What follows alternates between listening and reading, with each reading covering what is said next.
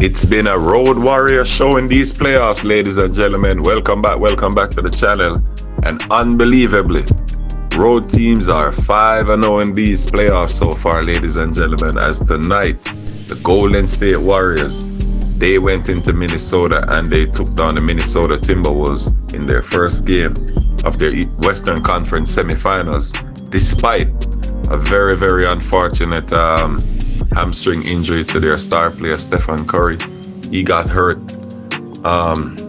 in the second quarter. Right after scoring a basket, he grabbed for his leg. He left for the locker room and he never returned with an apparent hamstring injury. And the Warriors, shortly after, they ruled him out for the rest of the game. So very unfortunate situation there for the Warriors. Very, very unfortunate situation. As it pertains to the game itself, what had happened is that the Warriors had gotten off to a great start. Steph was really cooking.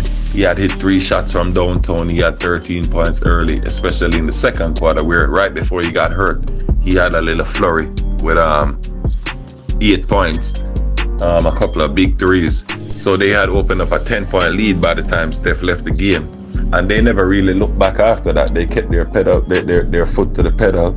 They kept the Minnesota Timberwolves under pressure. Their defense was excellent. They kept the Wolves out the paint, and they really forced them to take a lot of 3-point shots.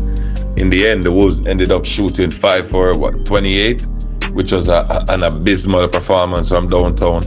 On the other hand, the Warriors ended up 18 of 43, which is over 40%. So you look at the margin of victory, 11 points, and they were plus 13 from downtown. You pretty much see that 3-point shooting.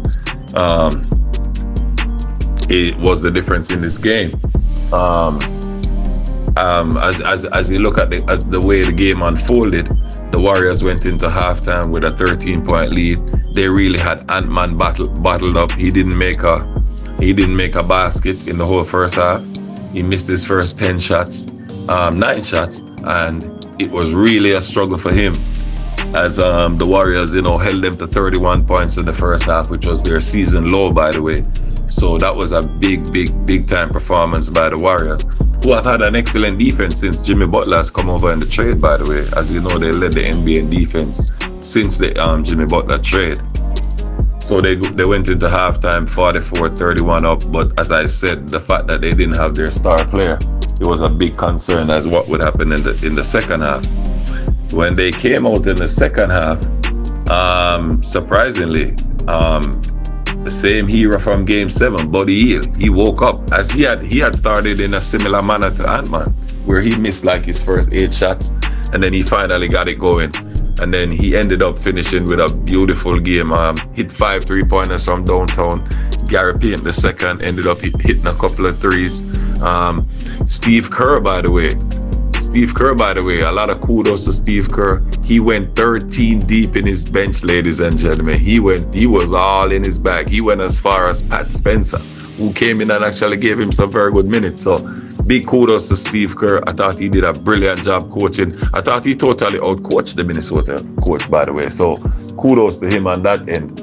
And it really boded well for them in the third quarter. They played great team ball. They kept moving the ball. They were hitting the 3 ball from downtown, especially Buddy Hield, as I said. Draymond Green also hit a couple of threes. He was big. Draymond had a great all-around game. Great all-around game. The best defender of this generation. He showed why he was brilliant. Hitting threes, having assists. He did it all. So that was brilliant from Draymond. And they actually extended their lead in the third quarter to 20. They went into the third quarter with a 20-point lead. And in the fourth quarter, Minnesota, they made a nice run, and they cut it down all the way down to 9 points, and it looked like it was getting dangerous for them. But as some timely shooting by Buddy Hield and Jimmy Butler, they just kept it going. And the Warriors, in the end, ran out a comfortable winner. So they get a very, very impressive road win here to start the series. They're now up 1-0, and they will try to go into Game 2 and see if they can solidify their advantage.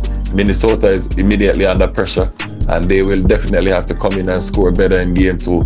Their issue is their dynamic play on the wings. Outside of Ant-Man, they're not really getting much in the wings from Ant-Man on the wings. And their three-point shooting was really, really abysmal. They will have to shoot the rock better in game 2 to have any chance to compete with this Warriors team, even without Steph Curry, because the Warriors have a lot of very good three-point shooters from outside. So you have to be able to match them in that way and make baskets to keep up with them. So we will move on to game 2 there. There was also a very exciting game in the Eastern Conference tonight as the Indiana Pacers, they overcame a big deficit. Tyrese Halliburton, with the heroics again, with the game winner late. He won the game late the other night, and he came back and he did the same thing again today. So they are now up 2-0 as a depleted Cavaliers team. As I said, the road teams are now 5-0. 5-0 in these playoffs, ladies and gentlemen. So we will see what happens as we continue here. Join us tomorrow again as we'll have more videos dropping. Peace, and I'm out.